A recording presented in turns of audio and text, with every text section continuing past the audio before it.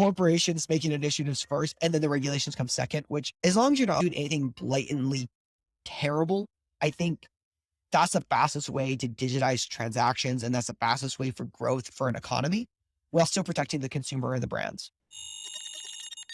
You're now listening to FinTech Confidential, bringing you the people, tech, and companies that change how you pay and get paid. Be sure to subscribe to FinTech Confidential on Spotify, Apple Podcasts, or your favorite podcast player by going to podcast.fintechconfidential.com and sign up for FinTech Confidential information at access.fintechconfidential.com.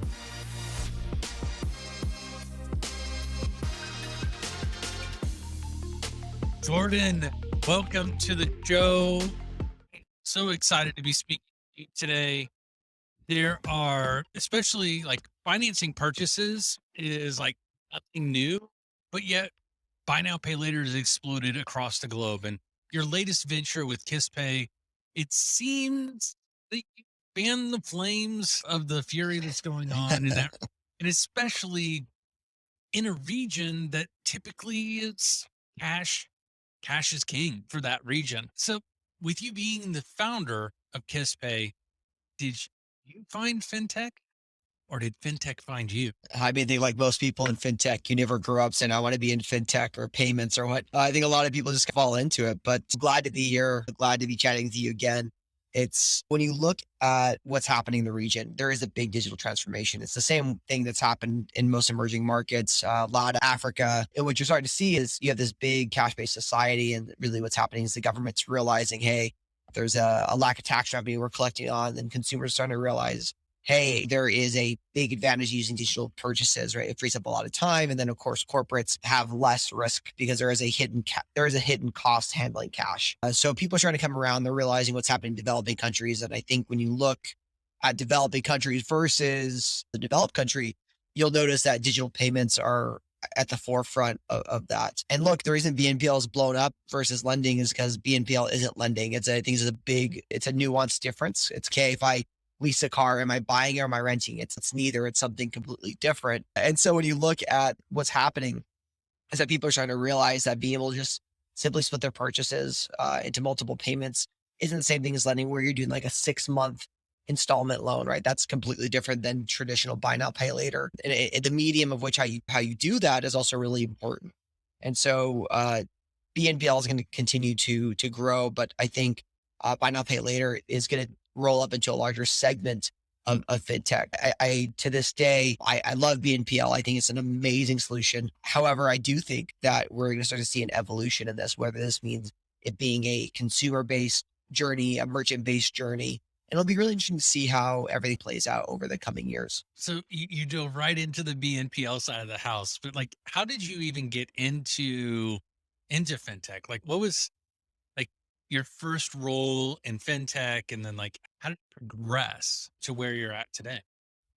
So when I got out of college, I moved to Texas and I got a job with a company called AirI Fleet. I was an account manager there, and it's really where I learned all the basics of how to send a proper email, to work, how to do quarterly reports, all that kind of normal basic stuff you do out of school. But there was a side with WEX and Voyager fuel cards that I found really interesting. I like the idea of analyzing fraud, understanding the consumer behavior, how to reconcile these accounts. I found it really interesting. And so from there, I went and moved to a company called Kubra, which is one of the largest bill payment platforms in the US. They're based out of Canada. And I sold utility bill payment services all over the US, New York, California, Oregon. And I really enjoyed that job. And it really taught me how a payment gateway works and how billing works and how customer communication works within a payment. And after that, I worked for a company called RS Software, where I was brought on as a sales engineer. And then I think it was like 6-7 months promoted to director of sales, where I essentially, RS Software was a software services company that focused on fintech solutions. So they build payment gateways, CDMV certifications. They build card issuing platforms, tokenization platforms. And so I got a really good technical understanding of how payment works from the issuing side, the acquiring side, the network side, what a wallet was, and how all the intricacies of payments work on a very technical level. And I think that was a paramount point in my career because it really set me up to understand payments on a product level, which I don't think a lot of people get that opportunity to do so. After that, I worked for Klarna. I was at Klarna when they launched Paid For. That's where that, Yeah, that's where this all kicks in. All right, all right. and yeah, that was, I think, 4 years ago now. It seems like a lifetime ago now, but that was, we were walking in and into big retailers and they had no idea what BNPL was. Hey, why is this more expensive than a credit card? No one's going to use this. How do you manage recoveries? All the kind of basic questions that are now well known in the industry. We were just exploring that back then. And after that, I went and worked for a company called Charge After, where I was a vice president of sales. And they were involved in fintech and buy now, pay later, really point of sale financing, really more so on aggregation of traditional lenders rather than BNPL.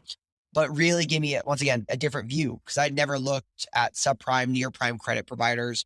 I didn't really understand that. I knew it existed, but that was about the end of it. And so it gave me a really good understanding of how to, properly build a sales team at a smaller startup, how to interact with multiple partners throughout the country. And after that, I started QisstPay. So QisstPay, we've been around 6 months now, give or take. We're about 1,200 retailers, maybe it will probably be about 2,000 by Q. We're processing millions of dollars a month in processing volume, adding thousands of consumers every day to the platform. I have done 2 rounds of funding. We're in multiple countries and are just driving growth. I think we're 120 employees and the goal is to be 300 by next year, which should be fairly easily done based on our growth. And we're partnered with global brands, for example, like Samsung is a really great customer of ours that everyone's probably familiar with globally. And of course, we work with the regional counterparts of companies like Camelback and other large brands like that, like Xiaomi as an example, is another brand we work with, who is the largest cell phone manufacturer globally. And it's just been a great journey. Been a great journey. So I have to ask. Obviously, you spent a lot of time in fin, not a lot of time when you look at the overarching timeline, right? Not a lot of time in buy now, pay later. So why did you decide to do buy now, pay later, and why launch KisstPay in Pakistan? Yeah, that's a great question. So, look, being buy now, pay later is really a 4 or 5 year old term. So, it had it since the inception. In my view, right, it's been around a little bit longer than that, but the term itself didn't really start getting popular until about 4 years ago. And so, when you look at why, well, I'll start off with why buy now, pay later. One, I think it's a great solution. I think it's a great product. I think it provides a lot of utility for retailers as well as consumers. It's a very, on the surface level, everyone thinks it's just like a recurring billing model and like you're providing almost like supply chain financing to merchants, which you're really not. That's not the value prop at all. So a lot of people go into it and they think that's what it is, and they aren't able to execute in the model at all. So for me, because I understand on a much deeper level and truly understand the value prop of buy now, pay later, I like, this is great. Anybody who tries to enter is not going to do extremely well because they don't understand the depth of this solution. And then why Pakistan is that there was a huge need, right? It's 220 million people. It's the fifth largest population in the world, young population, tech enabled population. It was like any of the hot emerging countries 5, 10 years ago. I'm like, this is going to happen in this country now. And there's a lot of talent there. There's a lot of good tech talent there. And I thought it made a lot to work in a country like that. And I enjoyed the people there. And so for me, it made a lot of sense to take that dive and to go full force and then start QisstPay. And I always knew that we were going to do something more. BNPL is a great solution. And I think we've been able to execute in a market with not a lot of payments infrastructure. There's not like a Plaid that doesn't really exist there.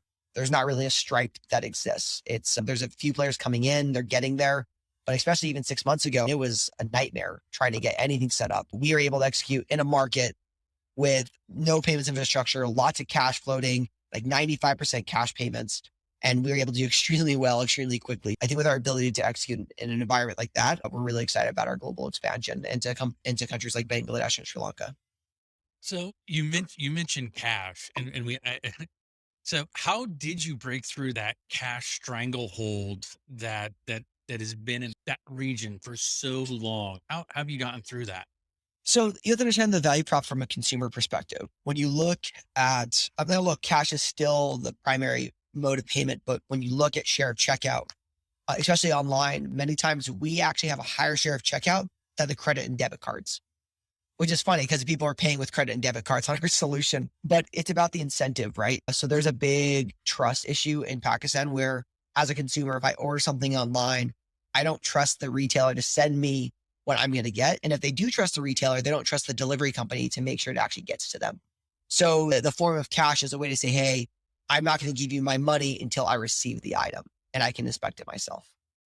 So This almost feels like gives them an electronic way to do like a cash on delivery, excuse me, a cash on delivery without the cash on delivery. I guess is the way to describe. yes, yeah, exactly. And there's also the whole point of cash flow management. So if I need to go buy some clothes for my kid or a laptop for school or work or whatever it may be, many times they have the cash flow. It's just a matter of, do I really want to spend 20% of my reserves on this one item or should I spread it over time? So it's about managing that cash flow within your household. QisstPay has only been around a few short months. You guys have had explosive growth. You're doing lots of great things. You named some amazing nameplates, right?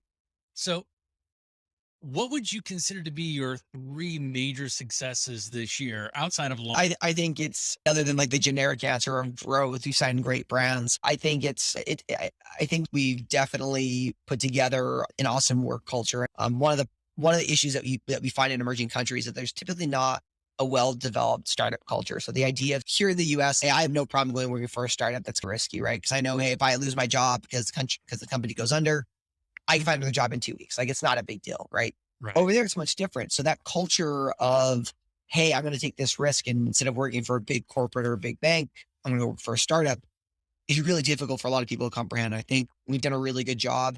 No, I'm not saying we're perfect. We're trying to take a startup culture to a new country and really trying to develop this ecosystem. So I think that's one. I think the second thing that we've done a really good job of is making sure that we are enabling our employees to leave the company. And when I say that, Okay. it sounds a little bit odd. Yeah. Dive So, into that a little bit. yeah. So my view is you want to train your employees to leave your company, right? You want to prepare them the best as possible, but you want to treat them so well that they never want to leave.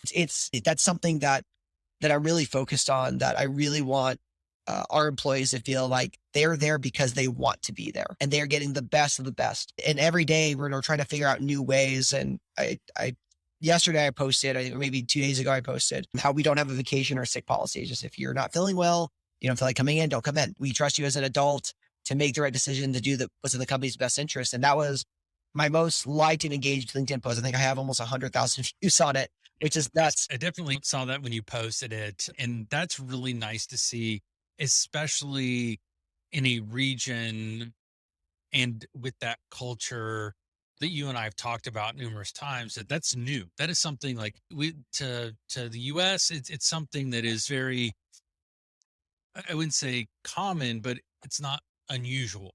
Yep. Where from the perspective, that is really unusual for that culture. That is freaking amazing that you're bringing that transparency and that enablement to those employees the team that you have over there. I hate calling them employees, but the team that you have Yeah.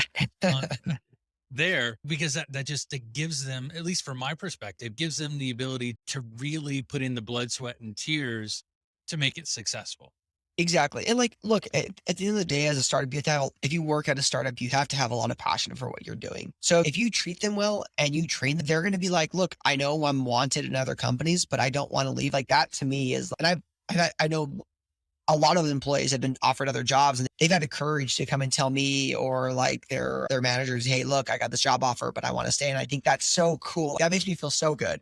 And I know we're not a perfect company and we're not the right fit for everybody, but I think it's super cool to hear that and know that other people want our employees as a 6-month-old and that they're choosing to stay is such a great feeling. And I think the last thing that we've done extremely well is really pushing the boundaries of innovation. When you look at buy now, pay later, the playbook is pretty well written, but even in Pakistan is trying to understand how do we implement new payment types, right? Or hey, what's our next product innovation and doing things that have not even been done globally. I think we've in a country where a lot of people would be like, look, you don't really need to create a great product. It's a lot of greenfield. I like doing things that are innovative, right? I like doing things that are fun. And I think over the next few months, you're going to see some more innovation coming from the company. doing things that no one else is doing globally, which is really exciting. And I cannot wait to see how our future plans come into play. We're excited to see the innovation coming out of you and your team over there. I do want to, and then you may have answered this already, but I want to pose it very direct. Why do you think that buy now, pay later has gained so much traction around the globe with not only the consumers, but also the businesses? I know you touched on it, but I want to be very direct so we can get this question answered. So there's two sides. So the first one is the consumer, right? The consumer credit cards, you get into a debt trap. Most of the time, you don't need a limit of $30,000 to make your purchase. And having a definitive time set to your purchase installments is very important. So I think that's one because in the US, there's credit availability. Almost everyone has a credit card, but people choose not to use them because of that cycle that people can get into. When you look at the merchant side, merchants and brands and retailers are always looking for new ways to help increase their average order value. In many instances, I think our average AOV increase is like 90 something percent. It's crazy. We have some retailers doubling their AOV through our purchases. And I think that's really great to see. I'm going to raise my hand. What is AOV? Average order value. Apologies. Yeah. So their ticket sizes are doubling. A very e-commerce term. But no, so it's so the value prop changes depending on who you are, right? There's variations of all this, but I think as a brand, look, in no way is QisstPay perfect, but we're always trying to be better. And I think every day is a new conversation of how we can get better and how we can provide a better experience. And we're just constantly relentless on trying to improve everything that we're doing. And a lot of people don't quite understand from the outside looking in. Oh, there's this issue that I'm experiencing. It's like, yeah, like we're going to take care of it, I promise. But at the same time, there's not many companies that have scaled from a few employees to 120 in a matter of 6 months. So there are some growing pains that happen with that. But the great news is that we're very quick on resolution. So usually if there's a problem within a day or two, usually it's all taken care of. And I'm really happy with the team's ability to very quickly iterate and roll out fixes, not just from a technical perspective, but even from a operational perspective.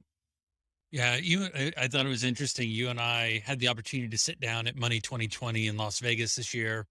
And one night you and I are talking. The next day you're showing me and talking to me about the bug releases that happened over the middle of the night. And I think that's fantastic to see when you've got a team that is that committed to moving the needle, that they're that focused on it. That's amazing. Our sprints are super, super short. And because my view is that just roll something out. As long as it's better than the day before, why wait a week to do it? Right. Because something else will pop up during that time anyways. So as long as you're continually innovating, continuing trying to improve, just 1% better each day, it adds to a massive increase. We talked about your successes and what you see there, but what do you see as being your biggest challenge, whether it be in the buy now, pay later space or just in FinTech in general at this moment? I think like any other company, it's always finding the right people. I am convinced that it doesn't matter what product it doesn't matter what industry you're in. If you find the right people, that's all that matters at the end of the day. And not just like finding the best of the best, like that's irrelevant, right? It's finding people that you gel with. So I could go work for another company and I know that I'm good at what I do. But if I don't gel with that person, I don't gel with the vision that they have or gel with the product that they're selling or the direction of what they're wanting to do, it doesn't matter. So it's not just about finding great talent. It's about finding people that you can really run in a fluid motion with to where they can almost read your mind. And so I have a few people that I work with that I can start going down a path and like, I get it, understood. And they just know what I'm going to say next. So having that type of clarity between people and having those relationships is extremely important. So outside of QisstPay, like what do you think the biggest challenge is in FinTech at this moment? I think it depends on who you talk to and it depends from what lens you're looking at. In terms of FinTech, I think it's finding that differentiator, right? As an entity within FinTech. For us specifically, I am laser focused on solving retailer problems. It's not really that I'm focused on FinTech necessarily. FinTech is a lever to fix those problems. I'm focused on fixing brand problems. That's all I want. I think from a brand's perspective, it's it's fine tuning everything in your business. And that could be FinTech, could be consumer communication, SKU availability, operations. And I think that is when you, not just fintech, but as a whole, for us specifically as a commerce company, we look at, hey, you only have X amount of time as a brand, as a retailer. What tools can you use to optimize as much of your business as you can with as little effort as possible? And that comes down to, hey, if I can double my average order value or my ticket size is buy now, pay later, great, do it. If I can find a way to, implement a new CRM, do it. If I can find a way to automate some of my chatbot features and reduce my CS times by 30%, do it. So I think that those are the problems. It's always doing more with less. I think that's been a pretty common statement since '08. Really, I think that's been a big push. And I think that's going to continue to trickle down for years to come as technology continues to progress. So I'm bouncing between a couple of questions. So Hmm. do you see any evidence of like regulatory or other things that are either helping fuel fintech or are holding back the growth of the whole industry? Or Yeah. So, I mean, is it more of a like just it almost feels like a wild west at this point, right? yeah, so it depends which country you're talking about. So in Pakistan, as an example, they've done the Pakistani government's done a really good job of trying to create policies and regulation around fintech. I think what would be a bit better would be to see the government entities come to the fintech and say, look, let's collaboratively work together, a little bit more proactive. Say, hey, here's a rough framework. Go out and let's see what happens. Obviously, I'm biased. Like coming from the US, it's corporations making initiatives first, and then the regulations come second, which as long as you're not like overtly ripping off a consumer or like hurting consumers or brands and aren't doing anything blatantly terrible, I think that's the fastest way to digitize transactions, and that's the fastest way for growth for an economy while still protecting the consumer. There's no right answer. It's a matter of opinion. I really enjoyed that aspect. But then you also have like problems like the whole Cambridge Analytica thing as an example. Those are detrimental, and those are things that can happen if you don't move quickly enough. But I think, at least in the US, I think the US has done a good job of trying to keep tabs on everything, putting the right pressure in the right places. I think Europe is a little bit more restrictive, but once again, GDPR as an example isn't a bad thing, right? It's more so there's so many use cases. How do you create legal frameworks around that to make sure everyone's compliant? So look, being in government's hard. Like, it's not an easy job because you're trying to solve for so many use cases. There's so many external influences. I think it's a very difficult position to be in. And I do not envy those that are having to make those regulations because it's a tough position because you're never going to please everybody and it's never going to be 100%. I think everyone's just trying to do the best they can. So what are some misconceptions that people have about fintech startups, and how can we combat these misconceptions and communicate them more effectively? I mean, I'm kind of biased because I think fintech is just so great. So I can't think of any off the top of my head. I think one is fintechs are trying to displace banks. Obviously, some are like, yeah, obviously there are some that are going to directly compete with banks.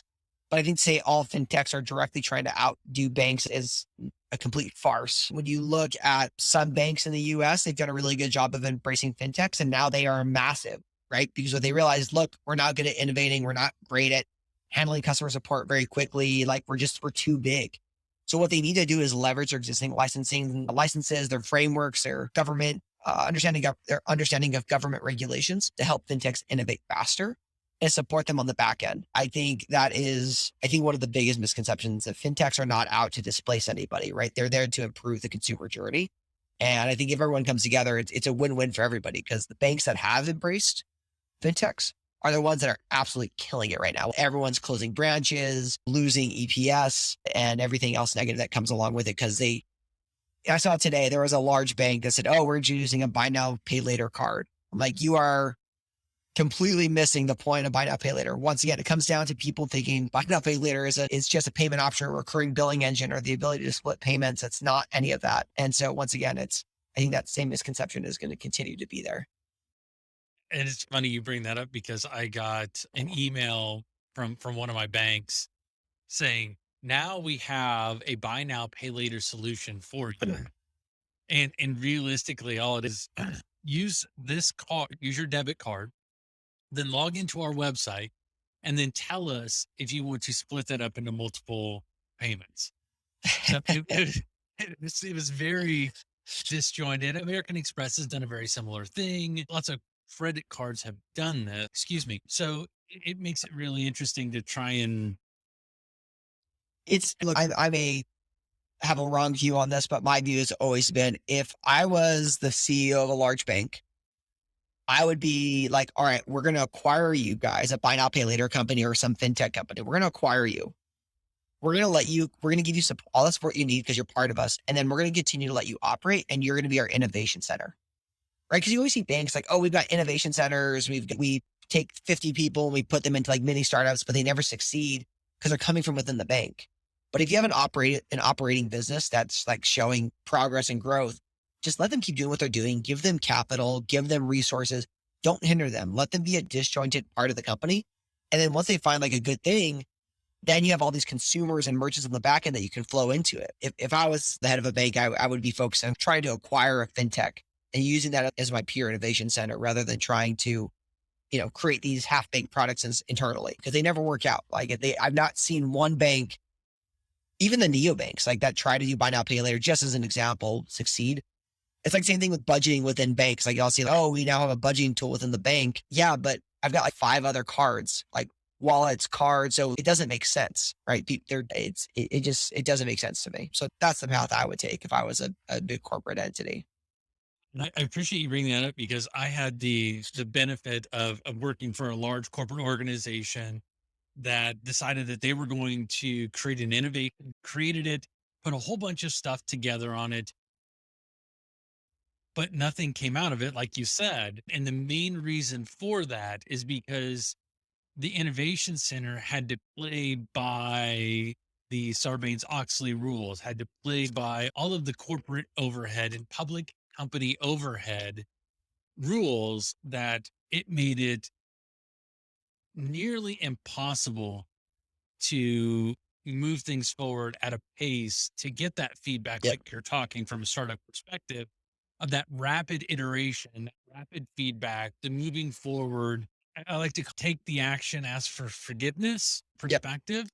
And that is something that wasn't allowed in doing that. So I can totally see your perspective on that. And I think that's also a good reason why you're seeing a lot of these larger institutions partnering or acquiring with folks like Kist.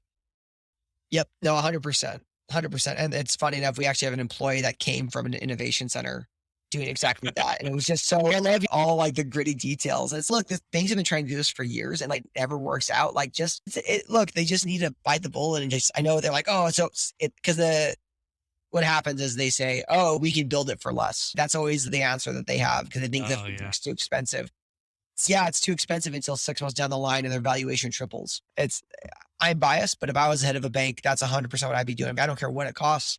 I'm going to go acquire a good sized fintech and I'm going to go out there and just have them innovate for me because if they just keep doing what they're doing, I know that they're going to keep on growing regardless if any other competition comes in. I know they're going to keep on growing. So the valuation is going to go up. Therefore, I win. Okay, we made an acquisition for X million dollars and now it's $1 billion. No one's going to complain about that. And it's just interesting. You're always too expensive until you keep growing. It's funny how that So works out. I want to ask this question. What is this funny? I want to ask a question about a question. Sure, let's do it. Jordan, he's still there. Yeah, I'm here. All set. Jordan. Yeah, I can hear you. Can you hear me? Hello, hello, hello. Hello. Oh wow. My internet just blipped out. You're That's good. crazy. You're good. Okay, cool. The really cool part is the way this works is it stores it locally, caches it, and then uploads it later. So we'll be able to edit it out. Awesome. You All say right. asking a question about a question. Yes. Yeah. So what is the question you hear the most on buy now, pay later? And what would you like to say about it so that you can I know it'll never happen, but if you could say something about it to stop the question from being asked, what would it be? Buy now, pay later in general. I think a very common question that I get is how does your underwriting work? And so the answer to that is it depends, right? it sounds generic, but it's like it's machine learning, AI. Like it's like we have a lot of tools that we do. We're constantly changing our rules, we're constantly A/B testing. And the answer is don't try to rip us off. Don't try to like sneak around and you'll be fine. It's, I think to stop that, it's just maturity with the market, right? It's anything else. Eventually, everyone's going to understand, hey, if I want this transaction to happen and I'm a legitimate customer, I need to be legitimate. And I think that just comes over time. I think that's what's going to happen. Awesome.